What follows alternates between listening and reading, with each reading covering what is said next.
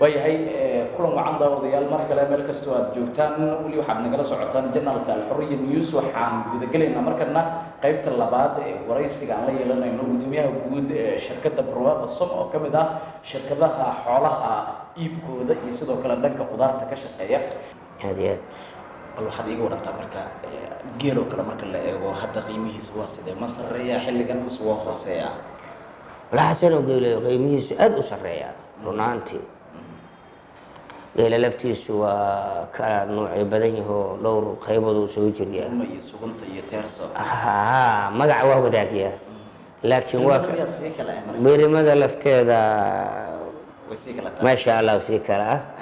waxaa arkaysaa hadda waqti xaadirka hadda neef $2,000 kala iibsaa arkaysaa ama 40 milyan oo shilinka soomaaliga ah la kala siisana arkaysaa waxaa arkaysaa hal 35 la gadaayo waxaa arkaysaa hal 30 la gadaayo waxaa arkaysaa hal 20 la gadaayo ilaa labeel dhaxo ilaa 28 kulli waxa ugu yaroon dhigi karnaa hadda maanta suuqa hadaa neef xoola aan ka jira aad tiraahdo qiimo ugu yaroo lagu hadda waqti xaadirka wax lagu raadi karo waa 10 milyan shilinka soomaaliga sicirka xoolaha geela gaar ahaan marka la eego kale maadaama ay kala darajo sarreeyaan bal midka birimada suguntada iyo tiyaarsada adigoo iyo dul maraya hadda qaybta hadda aan tirinaya ma kugu dareeyay qiimo ahaan marka hadda laga soo bilaabo sida dhexdhexaadka ah sida caadi oo hayna aan hayn lowna aan hayn oo dhexdhexaadka ah dadku wada gadan karaan waa adiga 30 milyan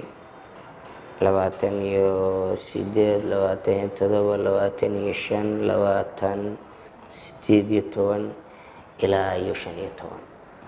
waxay 15 ka yar waxa waaye waa xoogaa yar waa daciif waxay 15 milyan ka xageeyo ayaa la dhihi karaa waa xay waa fiican la dhihi karaa marka waa ka waayahay lo-doo kale bal ka waran iyadana waa sidee qiimaheeda wallaahi looda lafteedu waa iyada lafteedu ma liidato waa qaali waayo inkastoon hadda haddii la yidhaha maalmahan dhow aan la kulmin oona gidin oona hadda iibkooda aana salay karin haddana iyadana waa adiga 10 milyan 15 milyan 12 milyan 10 milyan 8 milyan dhanaadkeed waa kaa halka eriga oo uu ka yahay neefka eriga oo laga iibiyo hadda $150 la kala siisto oo halka shilinka soomaaligana way ka naqaynaysaa 4 milyan 3 milyan oo ka yahay ilaa 2 milyan iyo 500 hadda isleedaha neefka ugu yar waa jooga nicma barwaaqa taal meeshaan marka qofka marka dadka oo reer miigayna hadda maanta ninkii labadiisa neef ama afartiisa neef soo gataaho baahidiisu helaa marka nicma ilaahayna siiya alxamdulilah sida aan ka warqabno xoolaha marka la eego kale geel oo kale waa lasoo lugeysiyaa bal ka waran wadada caqabadaha lagala kulmo maasha allah walaa xase kaafi horta alxamdulilah hadda ummad maaragta wanaagsanay isu bedeleysaa sida halkii hore safarka lagu dhibi jiray halkii hore wadooyinka safarka lagu dhibi jiray oo waxay wataan looga qaadan jiray oo rafaad xoolaha laga dhici jiray saadka ay haystaan oo masahayda ay haystaan laga qaadan jiray ilaahay xamdigiis maantay cid kasto wado kasto degmo kasto gobol kasto cid hadda arrintaas ka cabanaysana ma soo gaarto cid kastaba waa sidii loogu talagalo safarkeeda iyadoo nabaday ku timaada wixii markaas waa dhici kartaa meelo maamulo ka jiraan inay soo maraan oo wax looga qaato waa dhici laakiin wax kaleeto ma jirto magaalada kale oo kala xiran tahay wadooyinka caqabada badan baa ka jiro ganacsiga gaabis bay ku keentay caqabadahaasi laftiinu ma idin saamaysa anagu ummaddaan la midnahay kulle bajaaska unbaa hadda magaalada ugu fiican inta marta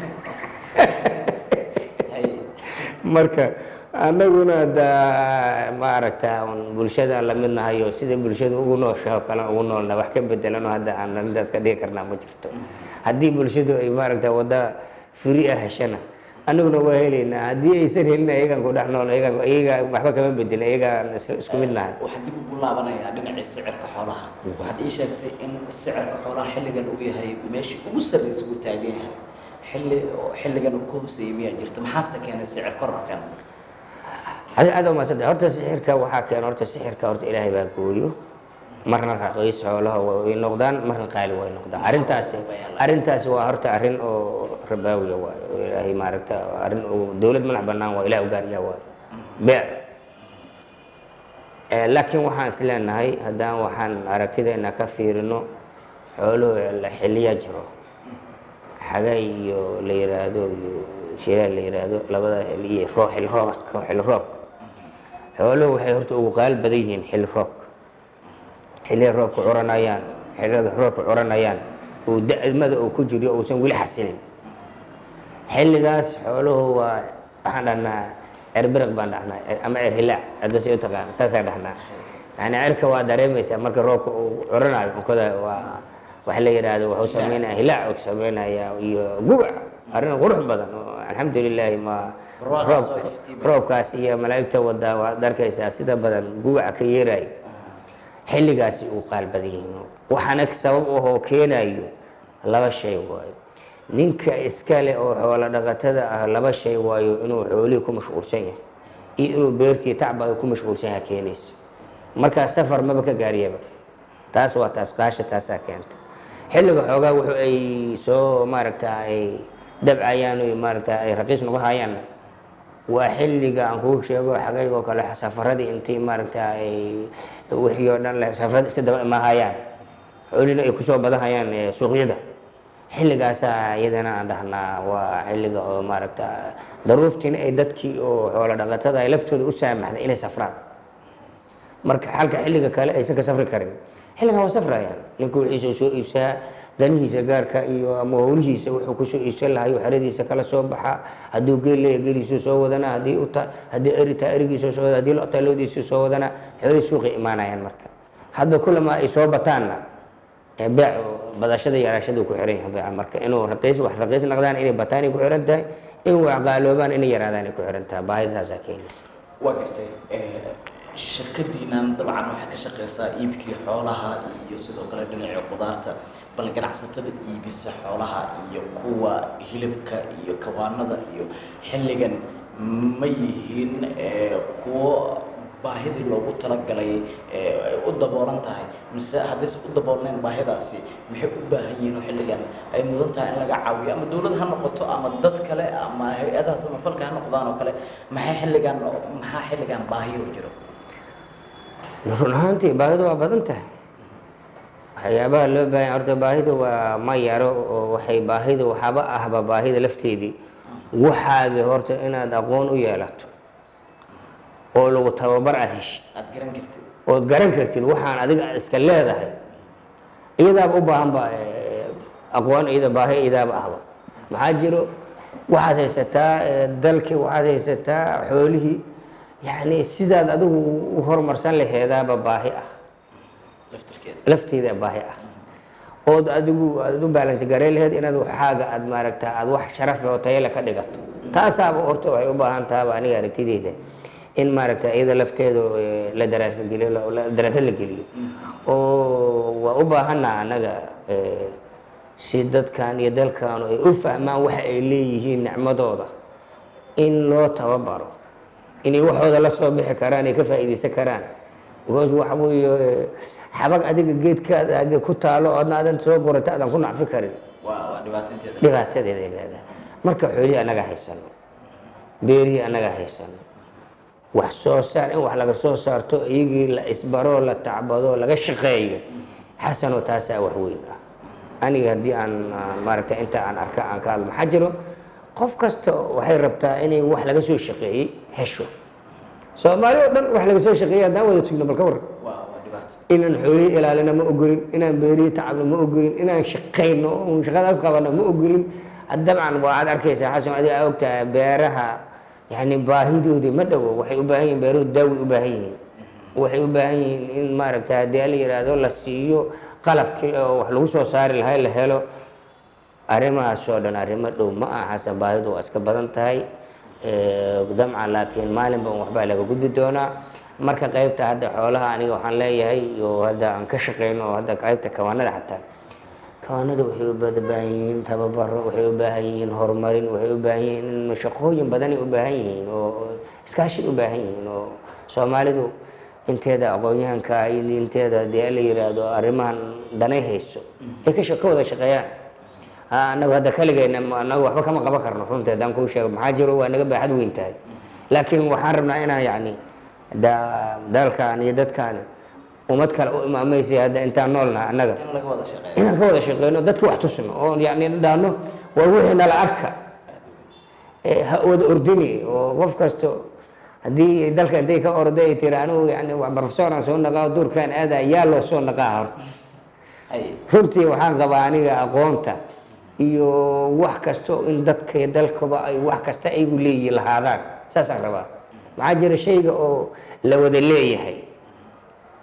in la fahmo aada ila fiicnaanid aniga. maxaa jira shayga in la wada leeyahay lahaanshaha laftiisa ayaaba xasano waxay tahay shay weyn ah. maxaa jiro hadda waxaa la wada leeyahay in la wada ilaashadaa ka dhalato, halka waxa shakhsi leeyahay loo arko cadaawad gaar loo qaado. marka xoolahan xasano adiga waxaan ku dhihi lafteeda iyo tiimkiina iyo layli kama xigee soo gala aqoontiina ku soo kordhiya nagu soo biiriya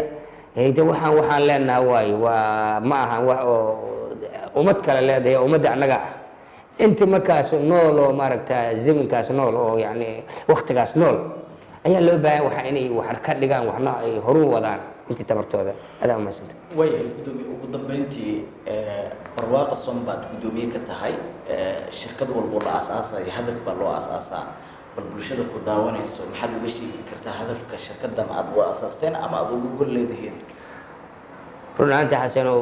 hadafka aan shirkaddan u aasaasna waxaa basic u ah oo asaas u ah oo laga maarmaan anaga nala noqotay in la helo bulshadan oo wax bad qaba hesho, xoolo caafimaad qabto, hilib caafimaad qaba hesho, gowrac sharciga xoolahooda loogu gowraco hesho, hesho maxaan ku iraadaa wax meel walba xoolo la faydhowrkooda la kontaroolo hesho. maadaama ay arrintaan ay bulshada ku badan tahay lafdhabar ay u tahay baahidoodu ay mar walba xiriir ay leeyihiin, waxaan aad iyo aad u jecelnahay inaan halkaasaan annaga ilaahay ka dhigay ummadda ma ogta qof la arkaba xirfadeeda meelaba ala geliyey. maadaama aan annagu hadda naqaano dadkii xirfadlayaasha ahayoo ka shaqeyhaya aanu nahay, bal inaan annagu iska bilowno inaan wanaagii bal wax ka bilowno. dhammaystiri ma karno, xataa inaan soo dhaweyn karna ma aaminsan, laakiin waxaan rab ku kalsoonahay inaan ummadda tusno oon dhahno war waxaanaad leedihiini waxaan ha iska layicini arka noloshiina ay saameyn ku leedahay oo caasimaddaanu ay noqoto caasimad haddii la yiraahdo xagga maaragta bulshada maaragta uga aadan ay noqoto caasimad maaragta asaageed la tartanto qaybo kasta suuqyada adduunka tartanaa ka jiro, meel kasta oo wax ka walba oo la iibiyo waxay leeyihiin tartanay leeyihiin. inaan marka anaguna aan qayr asaageena tiigsanoon maaragta anagaan dad meesha iska jiifo tacbaan anaga noqone dad nooloo xayaato lahoo islaam oo wanaagsan aan naqano. xasanow bulshadan ku nool gobolka banaadirna oo islaamka ahoo soomaaliyeedna ay hesho wax xalaala nadiifa bad qabo dhan walba laga kontarool. horta inta aan anagu isu xilqaano oo maaragta oo ay dhahaan bulshadu waxaan annagaa soo qalno annagaa soo barayno dadka ka soo shaqeeya ma yihiin dad run ahaantii lagu kalsoonaa karo islaam ma bireeyeen gowrac sharciga ma lagu bireeyey. xasanow arrimahaasoo dhanaan u aas-aasnay waana run ahaantiina waa ku taagan oo waa ka shaqeynay inaan ummadda usoo bandhignana waa jecelna haddii la yiraahdo idinka laftiinu aad